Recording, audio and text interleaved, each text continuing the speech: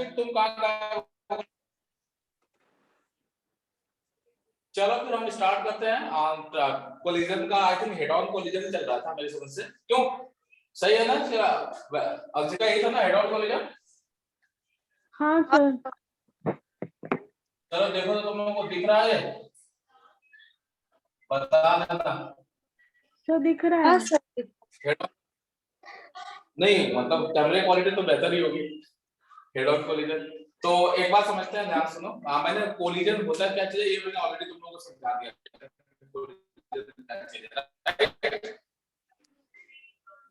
अब हम बात करते हैं कि इसमें हेड ऑन कोलिजन था, ऑब्लिक। हाँ हेड ऑन और ऑब्लिक था, तो हम तो ये तो हेड ऑन डिस्कस कोलिजन किए की थे बात थोड़ा करते हैं। सा।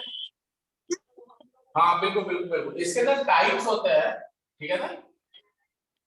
हेड ऑन कोलिजन का टाइप क्या क्या होता है? तो सबसे पहला होता है इलास्टिक कोलिजन। क्या होता है? Elastic, elastic. परफेक्टली इनइलास्टिक और पार्शियली इलास्टिक, इनइलास्टिक। और दूसरा होता है इनइलास्टिक कोलिजन, ठीक है? हाँ सर। अच्छा, ये जो इनइलास्टिक कोलिजन होता है ना, ये अपने आप में टू टाइप्स का होता है। एक होता है परफेक्टली इनइलास्टिक और दूसरा होता है पार्शियल। ये होता है भाई, परफेक्टली एंड पार्शियल। और जो इलास्टिक कोलिजन है ना, इसी को हम परफेक्टली इलास्टिक कोलिजन भी बोलते हैं। बात एक ही है, परफेक्टली इलास्टिक।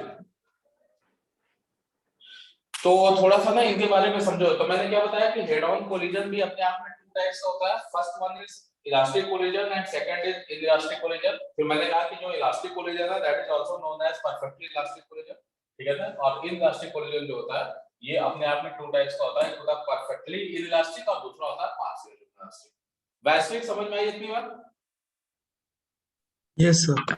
हाँ, अब ध्यान से सुनना बेटे, सब लोग दिमाग में डाल लो। कोलिजन चाहे जो भी हो, मतलब पॉइंट वाइज तुम्हें ना सारे कंसेप्ट लिखते जाना है, ठीक है?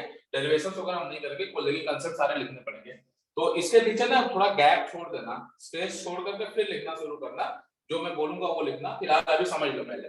तो मैंने बोला ना कि ये जो पहला वाला कोलिजन दिख रहा है ना, इलास्टिक कोलिजन या चाहे इलास्टिक कोलिजन, दोनों में से कोई भी हो, दोनों में याद रखना एक बात दिमाग में डाल लो कि जो लीनियर मोमेंटम होता है वो हमेशा कंजर्व होता है। उसका काम, उसका रीजन क्या, उसके पीछे क्या रीजन है? Why linear momentum is conserve? Because जब दो पार्टिकल आपस में टकराते हैं ना, तो जो फोर्स लग रहा होता है ना, उनका आपस में लग रहा होता है। हमें बाहर वाले से कोई मतलब है नहीं, बाहर से कोई फोर्स लगता नहीं है। तो यार ना, चाहे कोलिजन ये वाला हो, चाहे ये वाला हो, चाहे ये वाला हो, तीनों में से कोई भी हो, एकदम दिमाग में डाल लो कि हमेशा क्या होगा, लीनियर मोमेंटम तीनों के लिए कंजर्व होता है। ठीक है भाई? तो इसमें सबसे पहला पॉइंट लिखना, स्पेस छोड़ करके लिखना। फर्स्ट पॉइंट लिख लो, in all types of collision, in all types of collision, in all types of collision linear momentum is conserve. In all types of collision linear momentum is conserve. Linear momentum is conserve. समझ आई बात? मतलब collision का type जो भी हो, linear momentum जो है हमेशा कंजर्व होता है। इसका मतलब ये होता है कि initial linear momentum of the system is equal to final linear momentum of the system. समझ में आई बात चिराग? जी सर। हैं? हाँ सर, हाँ सर। मोमेंटम याद है क्या होता था? mv, मास इनटू वेलोसिटी, ठीक है? तो इसमें क्या लिखोगे? पहला पॉइंट इसमें लिखोगे जो है ना कंजर्व। ये तुम्हें याद रखना पड़ेगा, कंजर्व, ठीक है ना? इसमें भी p कंजर्व होगा, चाहे ये वाला हो चाहे जो दोनों। कंजर्व मतलब कांस्टेंट, मतलब initial linear momentum equal to final linear momentum, ये होल्ड करता है हर तरह के कोलिजन में, ठीक है? तो आगे समझ में आएगा? Yes sir. सेकंड पॉइंट समझना बड़ा इंपॉर्टेंट है।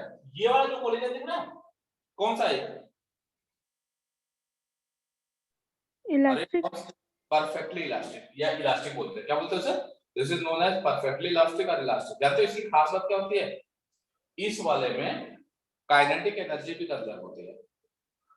मतलब इसमें एनर्जी का लॉस होता है लेकिन इसमें लॉस नहीं होता, ठीक है ना? तो याद ना इलास्टिक कोलिजन का मतलब ये हो गया कि इसमें काइनेटिक एनर्जी का लॉस नहीं होता, और अगर काइनेटिक एनर्जी का लॉस नहीं होता है तो पूरे सिस्टम की काइनेटिक एनर्जी कोलिजन से जितने पहले होती है ना उतना ही कोलिजन के बाद होती है। वैश्विक की लाइन समझ में आई? Yes sir. हाँ, इस वाले में एनर्जी का लॉस होता है, इसमें सबसे ज्यादा लॉस होता है, मैक्सिमम होता है, इसमें भी थोड़ा होता है, बट इसमें लॉस नहीं होता। ठीक है भाई अंशिका? हाँ सर। तो लिख लो इसको, सेकंड पॉइंट करके लिखो। लिखो in perfectly elastic collision, in perfectly elastic collision, perfectly elastic collision, there is no loss of kinetic energy, there is no loss of kinetic energy,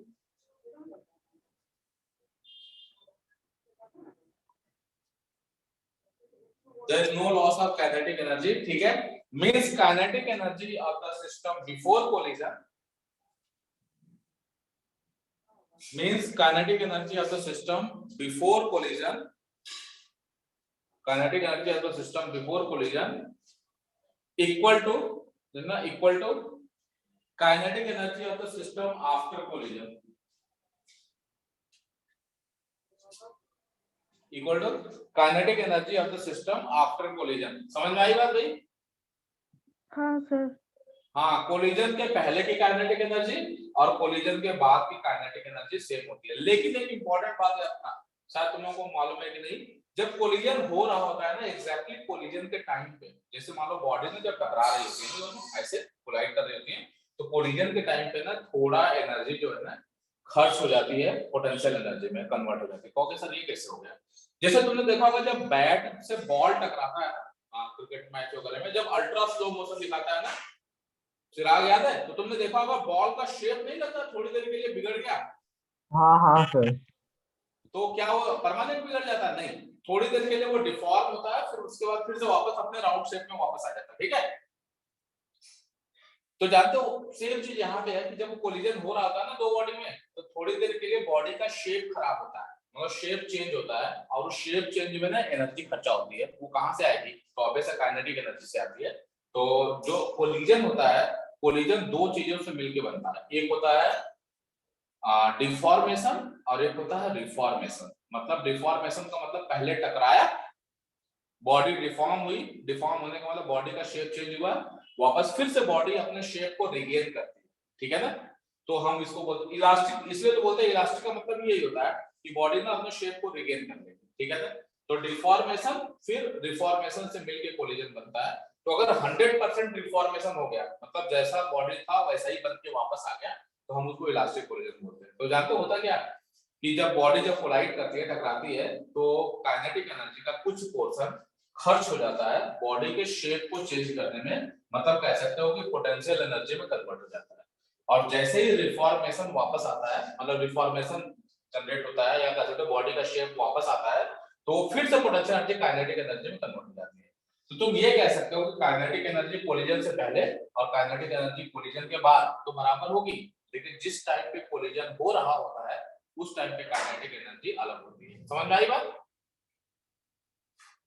ठीक है भाई? हाँ सर, समझ गए। वैसे ये लाइन समझ में आया क्या बोला मैंने? Yes sir. तो इसको क्या लिखा तुम लोगों ने?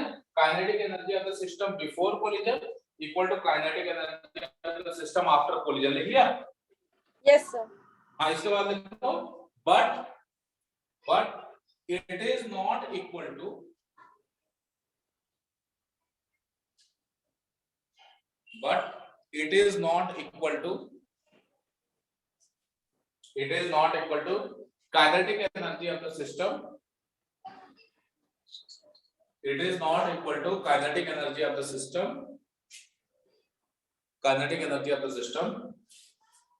at the time of collision।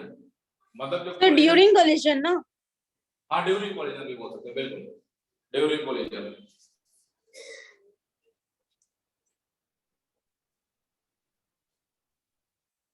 During collision लिख लिया? Yes sir. लिखना because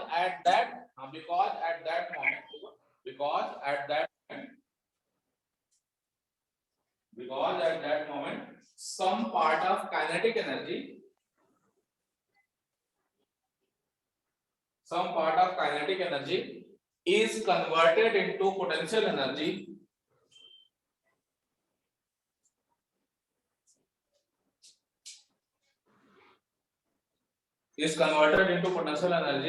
due to change of shape of the bodies, due to change of shape of the bodies, body का शेप चेंज करने की वजह से कुछ पोर्शन जो होता है काइनेटिक का पोटेंशियल में कन्वर्ट हो जाता है। समझ आई बात? Change of shape of body,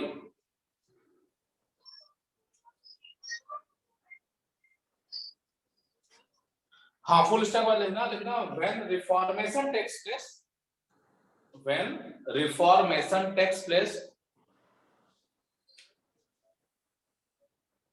So reformation या deformation? रिफॉर्मेशन, डिफॉर्मेशन तो हो चुका है ना, reformation takes place, reformation takes place, this potential energy is again converted into kinetic energy. This potential energy is again converted into kinetic energy.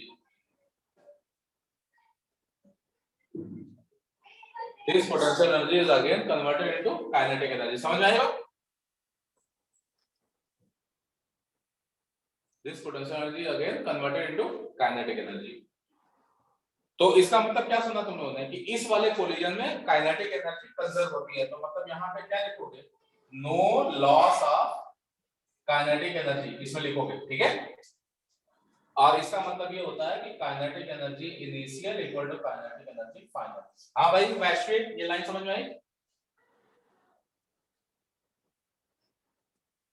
हाँ भाई वैश्विक, अंशिका तुम बताओ, तुमको समझ आ गया सब? हाँ सर। अच्छा सुनो, इन इलास्टिक वाले के बारे में जान लो। इसमें ना एनर्जी का लॉस होता है, तो तुम थर्ड पॉइंट करके लिखो, लिखो there is loss of kinetic energy in elastic collision. उसमें लॉस होता है, there is loss of kinetic energy in elastic collision, means we cannot apply conservation of energy,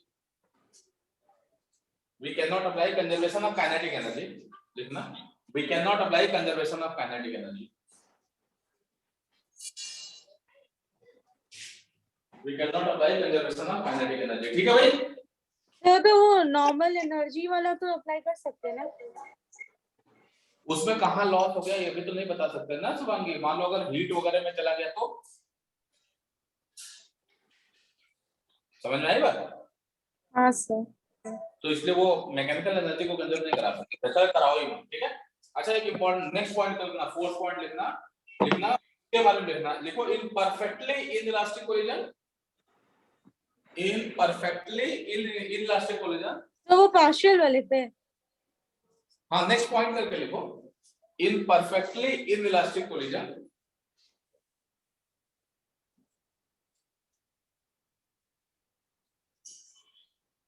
perfectly in elastic collision देखो there is maximum loss of kinetic energy, मतलब याद रखना इसमें maximum loss होता है, तो यहाँ पे लिख लेना maximum loss of kinetic energy, मतलब सबसे ज्यादा इसी में होता है, ठीक है? इसमें भी होगा तुम्हारा loss of kinetic energy, यहाँ भी होता है।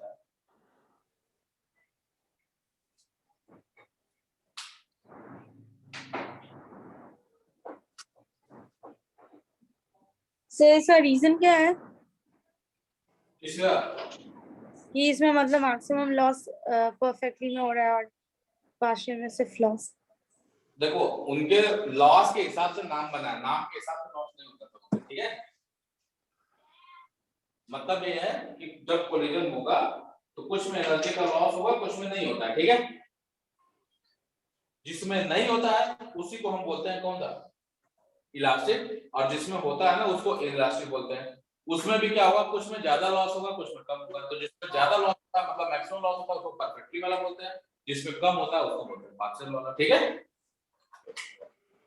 मतलब ये नाम के हिसाब से नहीं बना है, उसका क्वालिटी के हिसाब से नाम बना है, ठीक है?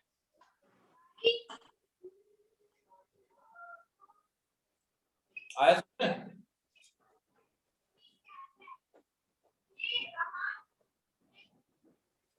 चलो इसके बाद देखो, एक का टर्म है कोफिशिएंट ऑफ रेस्टिट्यूशन, लिखो तो। सर ई ना, हैं?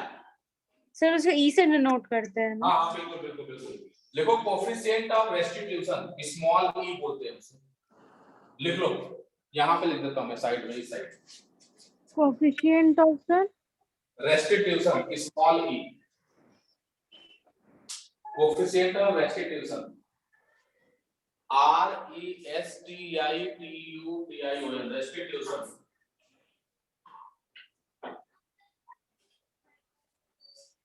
ठीक है।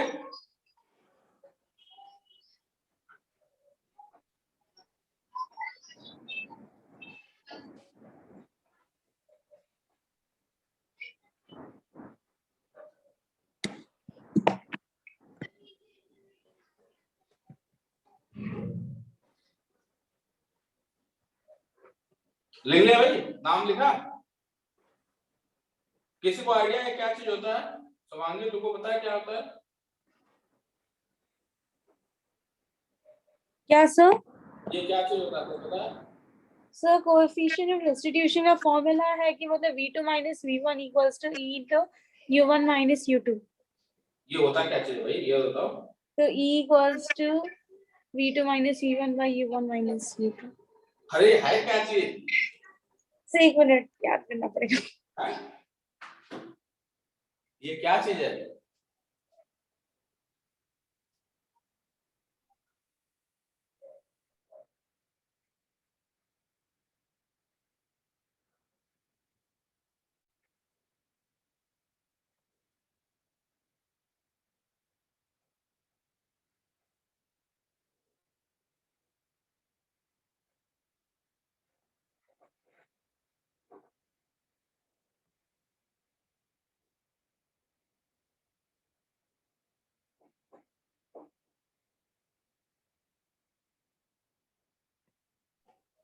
हाँ भाई, तो बताओ जल्दी से क्या आया फाइनली। शुभांगी क्या बोल रहे थे स्मॉल ए के बारे में?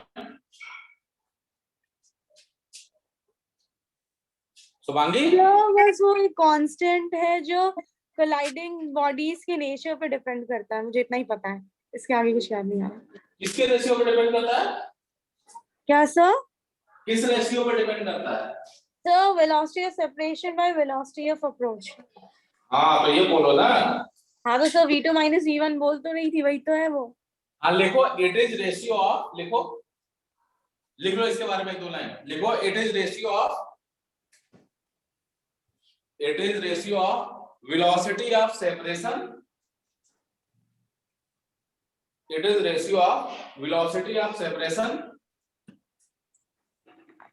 velocity of separation to velocity of approach, to velocity of approach, velocity of separation to velocity of approach, ठीक है। अच्छा कौन तो अप्रोच कब होगा? कोलिजन से पहले, और सेपरेशन कब होगा? कोलिजन के बाद। समझ में आई बात? तो इसको लिख लो, एक लाइन और लिख लो, इक्वल टू करके लिखना, लिखो relative velocity, relative velocity after collision, relative velocity after collision divided by relative velocity before collision, relative velocity after collision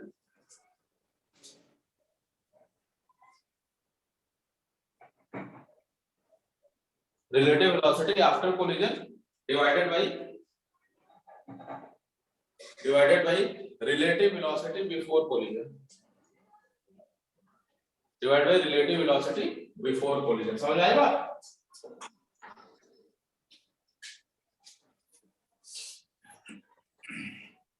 अब सुनो भाई, जो काम की बात है तुम लोग उसको समझो। इस वाले में ध्यान रखना, इस वाले में e की वैल्यू कितनी होती है भाई, कौन बताएगा? सर 1। हाँ वेरी गुड, इस वाले में e की वैल्यू 1 होती है। इस वाले में क्या होता है e की वैल्यू? 0। वेरी गुड, इस वाले में e इक्वल टू 0 होता है, और इस वाले में क्या होता है भाई? 0 और 1 के बीच में। 0 और 1 के बीच में होता है, बिल्कुल सही बात है। सर 1 के आगे भी हो सकता है। 1 से आगे हो सकता है। Yes sir, explosive. शुभांगी, तुम्हारे यहाँ से शोर हो रहा भाई, तुम्हारे यहाँ हो रहा है कि तुम्हारे यहाँ हो रहा है वैसे? सर मैं तो अलग रूम में बैठी हूँ, वो भी एकदम कॉर्नर में। अच्छा, तो फिर वैसे क्या? सर शायद मेरे में हो। हाँ वैसे आप बोलो, तुम कुछ कह रहे थे, बड़ी अच्छी बात बता रहे थे, बताओ तो। सर शायद मेरे में आवाज हो। हाँ मैं समझ गया, तुम इसके बारे में क्या बोल रहे हो? सर 1 से आगे भी हो सकता है। 1 से आगे हो सकता है, लेकिन बेटा वो सब हमें नहीं पड़ता, हमें बम नहीं बनाना, ठीक है? ठीक है सर। हाँ, सर समझ आई बात? सर सीख लेते हैं सर, क्या पता फ्यूचर में काम आ जाए। तो टेररिस्ट बनने का प्लान है उसका। हाँ, वी आर नॉट टेररिस्ट, याद रखना। नहीं सर, ऐसा नहीं है। चिराग तो बंगाल में रहता है, उसका कोई भरोसा नहीं है। नहीं सर, ऐसा नहीं है सर। बगल में बांग्लादेश चला जाए घूमने, पता नहीं, कोई भरोसा नहीं, ढाका चला गया। नहीं सर, ऐसा नहीं है। तो ऐसा कुछ सही है, देखो मतलब सही बताया, मतलब ऐसा में कि जहाँ पे जैसे मान लो कोई चीज बस्ट कर रहा है ना, तो वहाँ पे ई की वैल्यू ना 1 से बड़ी होती है, लेकिन मतलब इनफैक्ट इनफाइनाइट भी होती है देखा जाए तो। भाई रखी हुई चीज ना फट गई सडनली, तो रिलेटिव वेलोसिटी तो बढ़ जाएगी ना, और डिवाइड बाय 0 जो होगा तो वो तो इनफाइनाइट को ट्रीट करेगा। तो लेकिन वैसे हम वो नहीं पढ़ना, ठीक है ना, हमें बस इन्हीं के बीच की कहानी पढ़नी है, ठीक है? Yes sir. हाँ, अब हम ना देखो ये चीज जो था ना, जो भी मैंने बताया ना, ये बस बेसिक्स था। अब हम ना कैसे अटेम्प्ट करते हैं, कैसे अप्रोच करते हैं वो देखो, ठीक है? फिर हम क्वेश्चंस ट्राई करेंगे। चलो पहले इसको हटा देते हैं।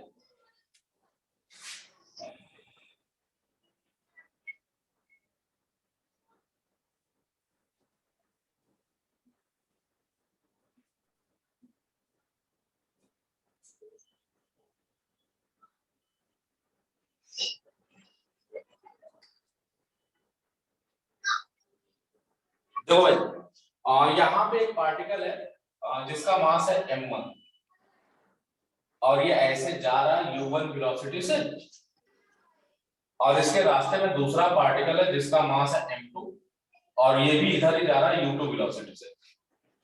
चलो मान लेते हैं इनके बीच में टक्कर हो गई, कोलिजन हो गया, और कोलिजन होने के बाद हमने क्या देखा कि m1 और m2 अभी भी दोनों सेम डायरेक्शन में ही जा रहे हैं।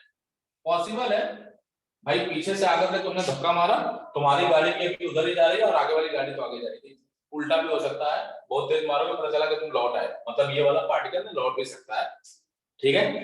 तो याद ना, ये पार्टिकल हो सकता है सेम डायरेक्शन में मूव करे, कौन? m1, या ये भी पॉसिबल है कि m2 से टकराने के बाद वो लौट आए, बाउंस करके वापस आ जाए, दोनों चीजें पॉसिबल है, ठीक है चिराग? जी सर। हाँ, लेकिन हम लोग ना ध्यान रखना, जब भी हमें न्यूमेरिकल सॉल्व करना होगा ना, हम कभी भी अपने मन से ऐसा जुगाड़ नहीं करेंगे कि लौट आया, वो जो होना होगा अपने आप ही आ जाएगा। हमारी जरूरत नहीं है कि हम इसको अपने आप करें। हम करते क्या है, नॉर्मली इक्वेशंस क्वेश्चन सॉल्व करने के लिए हम इनको ना दोनों को सेम डायरेक्शन में अज्यूम कर लेते हैं, अपने आप ही v1 नेगेटिव आ जाएगा। तो अगर नेगेटिव आ जाएगा, अगर रिबाउंड हाँ किया, राइट राइट, v1 अपने आप ही नेगेटिव आ जाएगा, हमें करने की जरूरत नहीं है, ठीक है? तो ये एक तरह का कोलिजन, हमें अभी नहीं पता कि कौन सा कोलिजन है, बट स्टिल हम लोग कर क्या रहे हैं कि m1 particle is colliding with m2 particle and both are moving with v1 and u2, and after collision velocity v1 and v2 से जा रहे हैं, ठीक है? तो मैंने क्या बताया कि कोलिजन चाहे जो भी हो, एक चीज हमेशा फिक्स होती है। क्या चीज फिक्स होता है भाई? क्या बताया था मैंने पहला लीनियर मोमेंटम ना? हाँ, लीनियर मोमेंटम फिक्स होता है। तो चलो भाई पहले सिस्टम का लीनियर मोमेंटम लिखो तो जरा। देखो दोनों चारों वेलोसिटी राइट में है ना, राइट वाले को प्लस ले लो, लेफ्ट वाला होता तो माइनस ले लेते, ठीक है? तो फिलहाल लिखो, शुरू करो, लिखो, इसको लिखोगे m1 into u1 plus m2 into u2। ये हो गया सिस्टम का लीनियर मोमेंटम कोलिजन से पहले का। कोलिजन के बाद कितना होगा भाई? m1 v1 plus m2 v2। m1 v1 plus m2 v2। ये हो गया पहला रिश्ता, first equation. This is first equation, और ये हर कोलिजन में अप्लाई होगा, ठीक है चिराग? जी सर। गुड। अब सुनो भाई, ध्यान सुनना।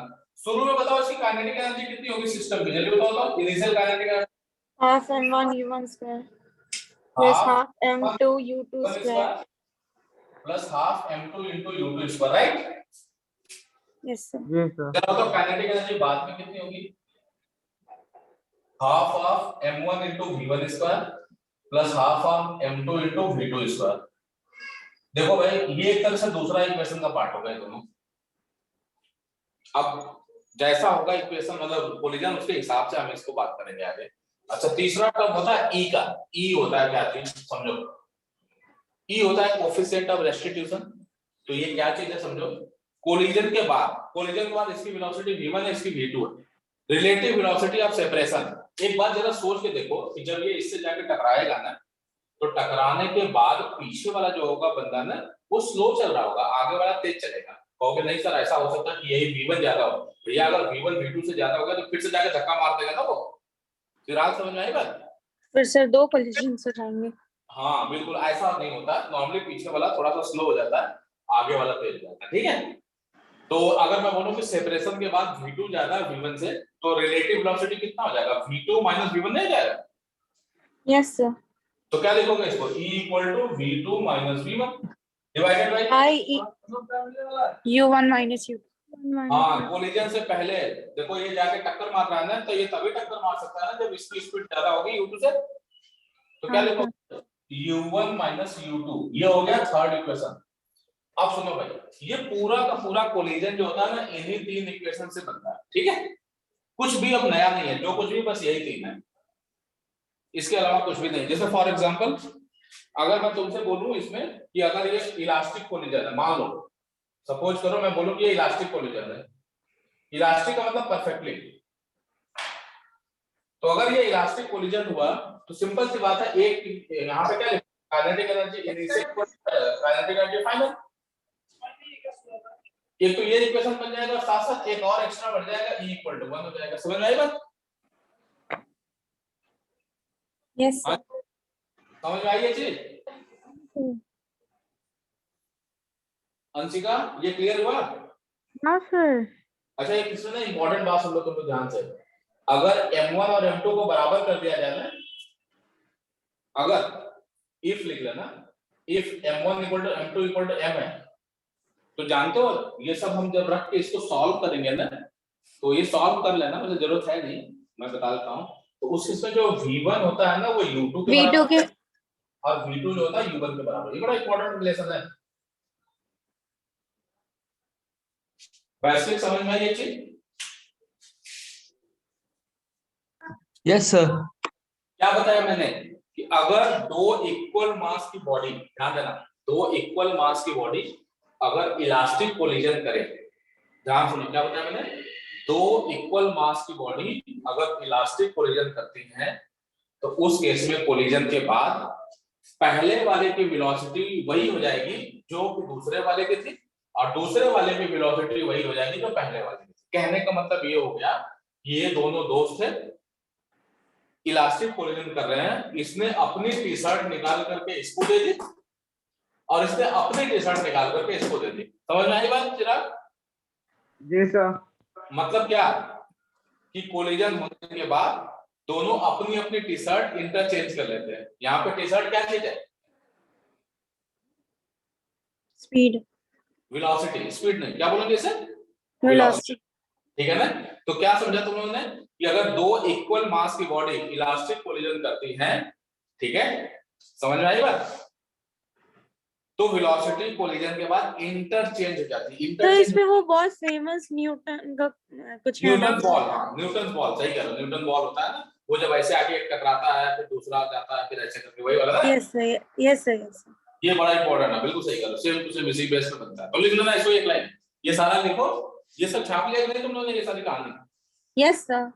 हाँ तो एक लाइन थोड़ा सा मतलब अच्छा लगेगा ना, स्टार मार्क करके लिखो। तो लिखो if two bodies of equal masses,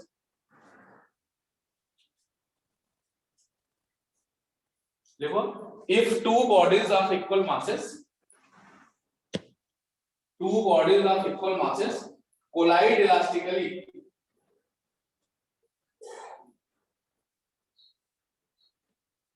two bodies of equal masses collide elastically,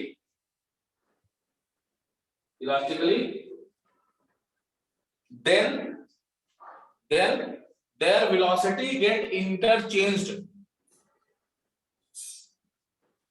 then their velocities get interchanged after collision. collision के बाद velocity interchange जाती है,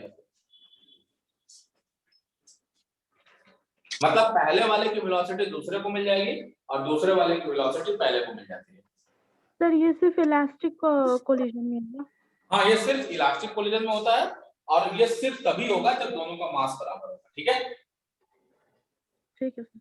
ध्यान रखना, अगर मास अलग रहा तो भी ये फेल हो जाएगा।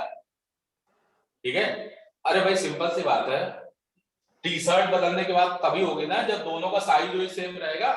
ये थोड़े ना कि एक मोटा तगड़ा आदमी है जो डबल एक्सेल पहनता है और एक दुबला पतला आदमी जो स्मॉल साइज पहनता है, वो कैसे प्रिंट चेंज करेंगे? समझ आएगा? हाँ सर। मतलब दोनों का मास बराबर होना चाहिए अंशिका। ठीक है, हाँ सर। और दोस्त भी होना चाहिए, मतलब इलास्टिक कोलिजन भी होना चाहिए। ठीक है, हाँ। आगे बढ़े। यस हाँ। सर। हाँ, इसमें एक और चीज जान लो, अगर यही इन इलास्टिक होता तब क्या होता भाई? अगर ये इन इलास्टिक होता तो ध्यान रखना यहाँ पे ना ई 0 हो जाता, और अगर ई को यहाँ 0 करोगे ना तो V2 और V1 बराबर हो जाएगा। मतलब समझ आया भाई क्या मतलब होता है इसका? इसका मतलब ये होता है कि कोलिजन के बाद दोनों बॉडी ना आपस में चिपक जाते हैं, मतलब साथ साथ तो दोनों साथ साथ मूव करते हैं। बिल्कुल सही बात है। ठीक है, और सर इसका VF निकालने का एक फॉर्मूला भी है। ये तो डायरेक्ट हो गया ना, V2 V1 बराबर हो गया, यार अब तो सीधे। बस सर अगर V2 V1 दिया ही नहीं है और VF निकालना है VI से, तो वो सेंटर UI ऑफ से निकालना सेंटर ऑफ मास की वेलोसिटी बराबर हो जाएगा ना सीधे सीधे, तो m1 v1 + m2 v2 upon m1 + m2 हो जाएगा। ठीक है, है। Yes, sir. चलो लिख लो, इसको एक लाइन लिख लो। चलो इसके बारे में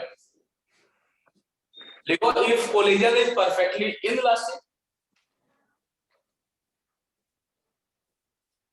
if collision is perfectly inelastic, collision is perfectly inelastic, ठीक है,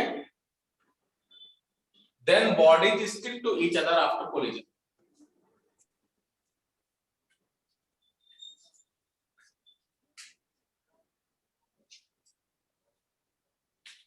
Then bodies stick to each other after collision, मतलब बॉडी चिपक जाती है, bodies stick to each other after collision.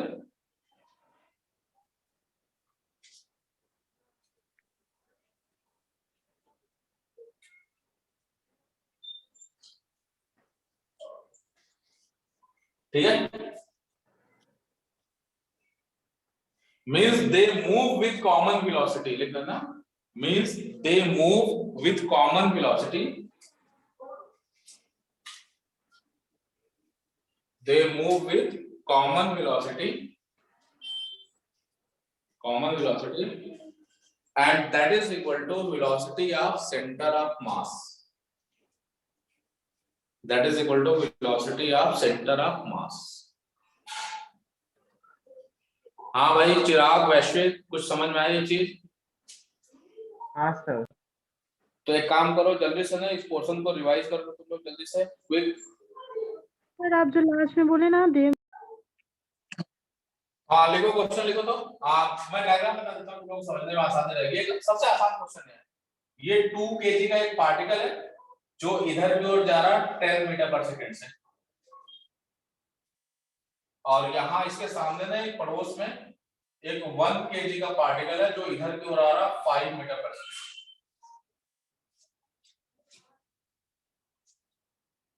ठीक है भाई, अब इसमें पूछा क्या जा रहा है तुमसे, बॉडी कोलाइड तो करेंगे, दिख ही रहा साफ साफ।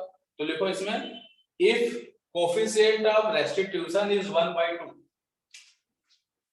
if E equal to 1/2, coefficient of restitution is 1/2, then find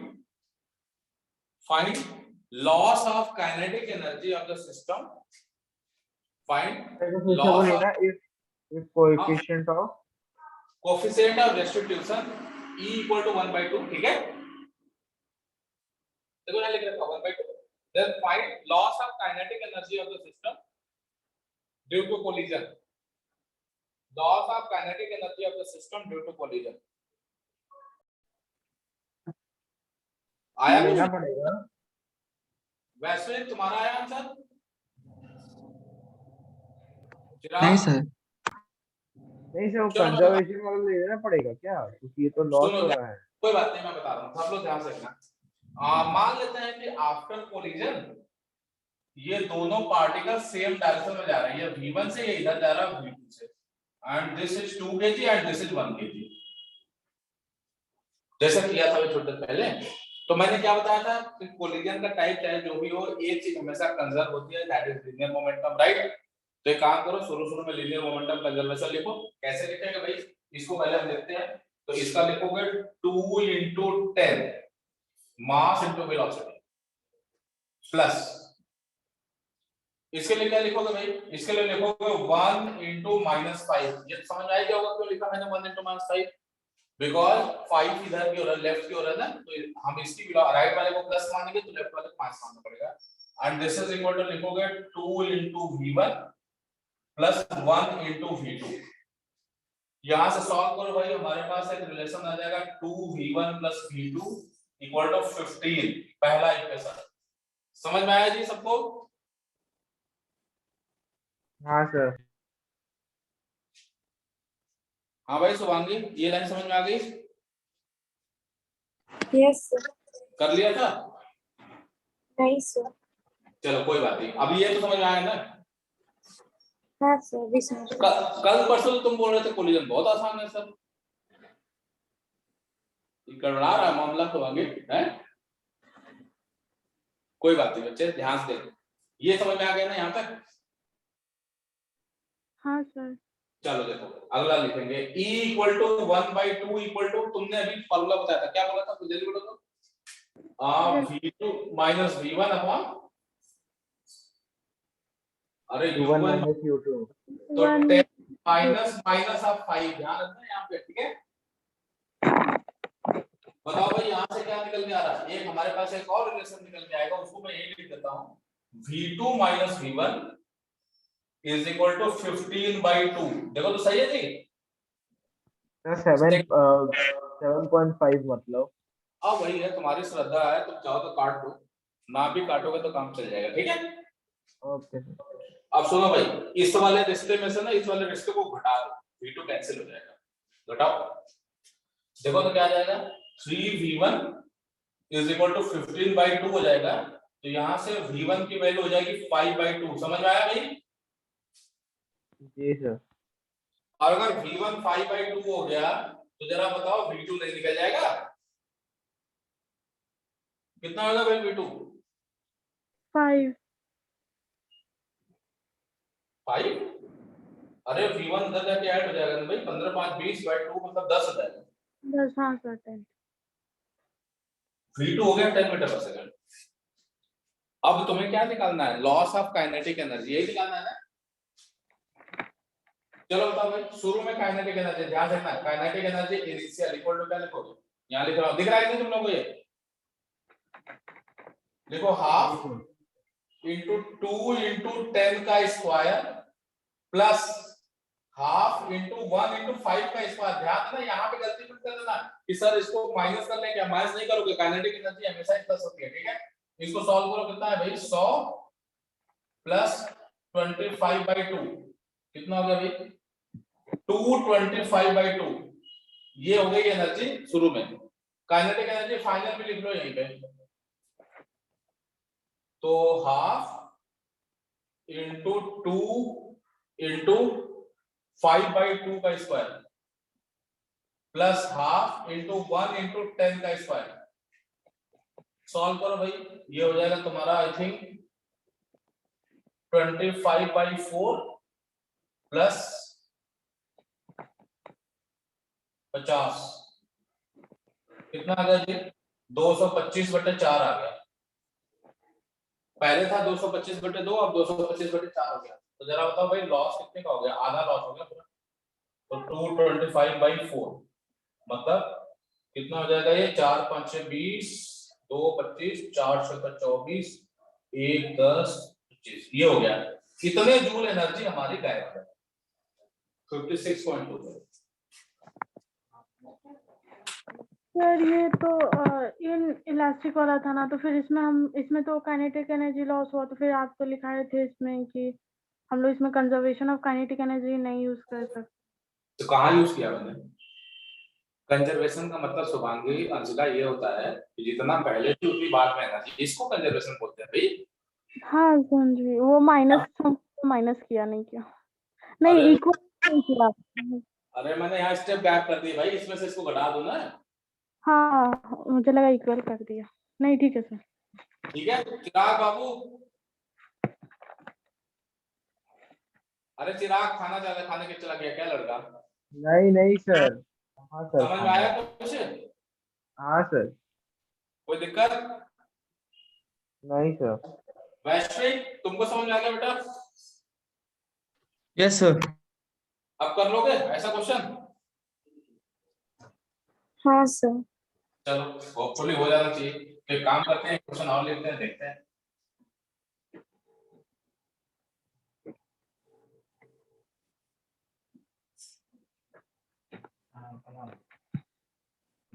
चलो मैं स्टेटमेंट जो भी क्वेश्चन का होगा उसके पहले मैं तुम्हें थोड़ा सा उसको आसान कर देता हूँ।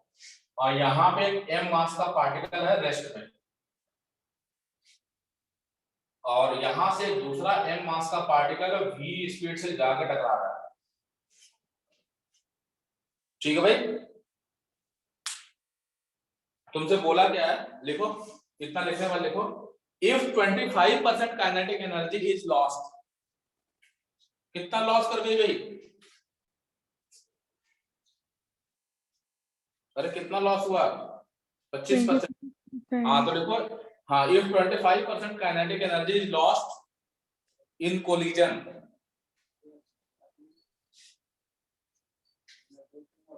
कोलिजन में 25% काइनेटिक एनर्जी लॉस कर दी, ठीक है। तो तुम्हें बताना find coefficient of restitution, find coefficient of restitution, find coefficient. उसे स्टेटमेंट कुछ ऐसे है कि a particle of mass m moving with velocity v collides with an identical particle at rest, ठीक है ना। If loss of kinetic energy of the system is 25% then find coefficient of restitution for this collision, ठीक है। मैंने simple कर दिया कि एक पार्टिकल जाकर टकरा रहा है, 25% काइनेटिक एनर्जी का लॉस हो गया, then you have to find out what is E की वैल्यू। सब लोगों ने बहुत ट्राई किया, तुम लोगों ने मेहनत किया, बड़ी वेरी गुड, बहुत अच्छी बात है। अब इसको करेंगे कैसे ये समझो।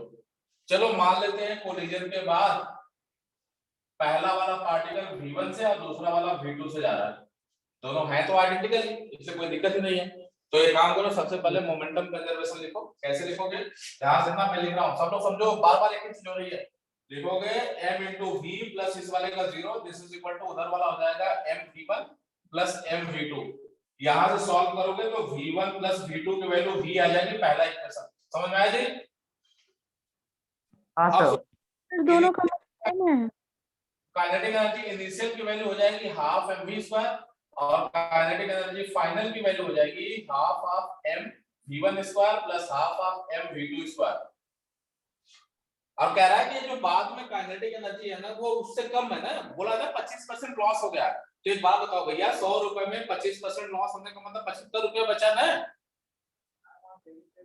क्यों शुभांगी, समझ में आई ये बात? यस।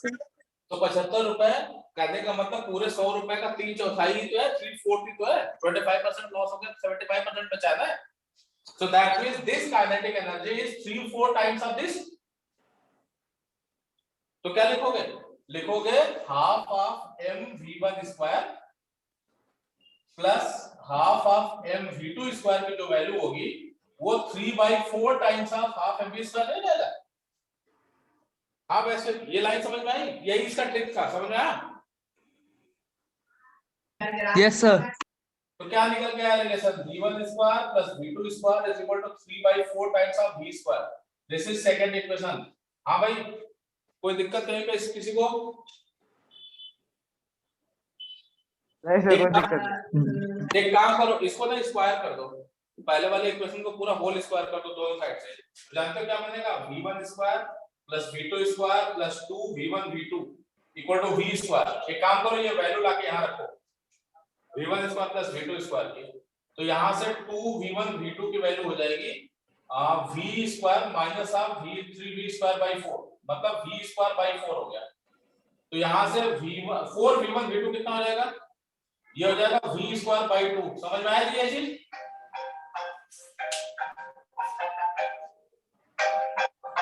हेलो,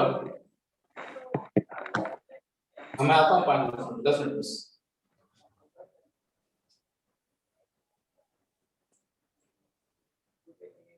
हाँ